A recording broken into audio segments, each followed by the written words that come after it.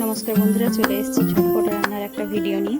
আজকে বাড়িতে খুব তাড়া ছিল, তো তাড়াতাড়ি রান্না করার দরকার ছিল, তো আমি এভাবে মাংসটা রান্না করলাম। আজকে ভেবেছিলাম প্রথমে শেয়ার করব না, তারপর ভাবলাম না, বন্ধুদের সাথে একটু শেয়ার করি কিভাবে আমি কত তাড়াতাড়ি রান্নাটা করছি। দেখো আমি প্রথমে কড়াইতে তেল দিয়ে আলু, পেঁয়াজ, মাংস সব কিছু একসাথে মিশিয়ে নিয়ে আমি ওটাকে গ্যাসটা জ্বালিয়ে দিয়েছি। আমি আজকে উনুনে রান্না করছি না, কারণ আমার খুব তাড়া ছিল, অনেক বেলা হয়ে গেছিলো, খুব তাড়াতাড়ি রান্না করার দরকার ছিল, তাই তাড়াতাড়ি কীভাবে রান্না করছি আপনারা দেখুন, আপনাদের সাথে শেয়ার করলাম।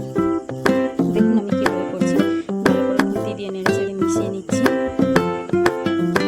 নুন দিয়ে সব কিছু দিয়ে ভালো করে মিশিয়ে নিচ্ছি। নিয়ে আমি গ্যাসটাকে অন করে দিয়ে ওটাকে হতে টাইম দেবো। যে ওই টাইমটাতে আমি মশলাটা করে নিচ্ছি, লঙ্কা আর আদা রসুনটা বেটে নিচ্ছি, লঙ্কাও বেটে নিচ্ছি, আদা রসুন বেটে নিচ্ছি। মশলা দেখুন কতটা জল ছেড়ে দিয়েছে, অনেকটাই জল ছেড়ে দিয়েছে, মাংসটা হচ্ছে ওদিকে। আমি মশলাটাও করে নিয়েছি তারই মধ্যে। এরপরে দিয়ে দিচ্ছি আদা রসুন বাটা, লঙ্কা বাটা, ওগুলো দিয়ে ভালো করে নাড়াচাড়া করে কষিয়ে নেব।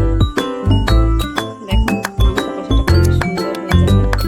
এভাবেও তাড়াহুড়ো করে রান্না করা যায়, আপনারা এইভাবে বাড়িতে করে খেয়ে দেখুন, খুবই ভালো লাগবে, একদমই খারাপ হবে না। দেখুন কত সুন্দর হয়ে যাচ্ছে, খুব তাড়াতাড়ি রান্নাটা হয়ে গেছে। কেমন লাগছে বন্ধুরা ভিডিওটা অবশ্যই কমেন্ট করে জানাবে। আপনারা এইভাবে বাড়িতে করে খেয়ে দেখবেন, খুবই ভালো লাগবে, খুবই কম সময়ে রান্নাটা হয়ে যাবে। আমি কিন্তু আলুটাকে ভাজি না, আর আমি সাধারণত মাংস তরকারিতে খুবই কম আলু ভাজি, আমি আলুটাকে খুব একটা ভাজি না। আমি এরপরে হলুদ দিয়ে দিচ্ছি, দিয়ে নাড়াচাড়া করছি। যেহেতু মাংসটা অনেকটা হয়ে গেছে, মশলাটা এবার ভালোভাবে কষিয়ে নিতে হবে। তার মধ্যে আমি হলুদ, আদা, রসুন, লঙ্কা সব কিছুই দিয়ে দিয়েছি, দিয়ে ভালো করে কষিয়ে সামান্য একটু জল দিয়ে ঢাকা দিয়ে দেবো। মাংস থেকে অনেকটাই জল বেরিয়েছে, খুব বেশি জল বার করবো না, আর বেশি জল বেরোবে না। এবার সামান্য একটু জল দিয়ে ঢাকা দিয়ে দেবো। মাংসটা ভালো কষানো হয়ে গেছে, দেখুন জলও অনেকটা বেরিয়ে গেছে। হয়ে গেছে আমার মাংস কষাটা, খুব তাড়াতাড়ি হয়ে গেল, দেখেছেন বন্ধুরা। এইভাবে আপনারাও বাড়িতে করে খেয়ে দেখবেন, খুবই ভালো লাগবে।